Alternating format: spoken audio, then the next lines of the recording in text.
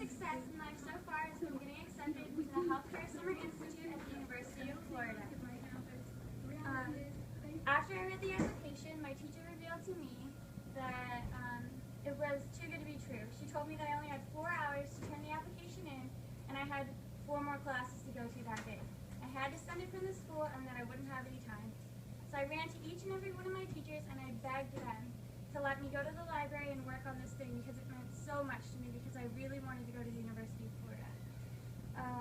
After that, I talked to everyone about everyone knows that procrastination stinks. It's awful, and doing things at the last minute makes it a lot harder.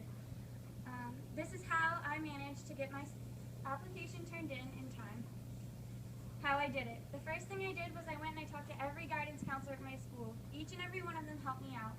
The second thing I did was I went and got my letters of recommendation from all of my coaches and all of my teachers to turn in along with my essay, which I wrote and rewrote and edited in hopes that I could get my full capabilities in view for the people who would be selecting the members to go to the Summer Care Institute.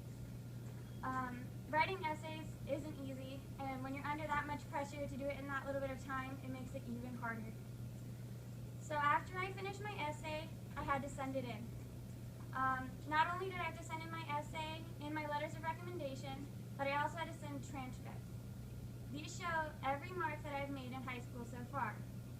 Even though I had a 3.98 GPA, I was still nervous that it wouldn't be good enough for the University of Florida. So after I sent it in, the waiting game began. I was so nervous, awaiting a phone call. As the date for the beginning of the program got nearer and nearer, I expected that I would have had a phone call by now if something were to be going my way. And I didn't. So I told myself what I needed to do was I needed to work harder and keep my head held high so that I could enter again next year and hopefully have more than 4 hours to do it this time. So I waited, and then I gave up. So one day, I came home from softball practice, went straight home, and went to get in the shower to find another manila envelope like the one I sent out, taped to my shower wall. Luckily, before I turned the water on. So after that, I looked at the return address, and it read the University of Florida. I was excited and scared all at the same time, definitely overwhelmed. I went into my room and I ripped it open, and the first paper told me what to bring with me for the dorms when I stayed there this summer. I was more than happy. I wanted to be a dentist since I was 6 years old. It's always been my dream.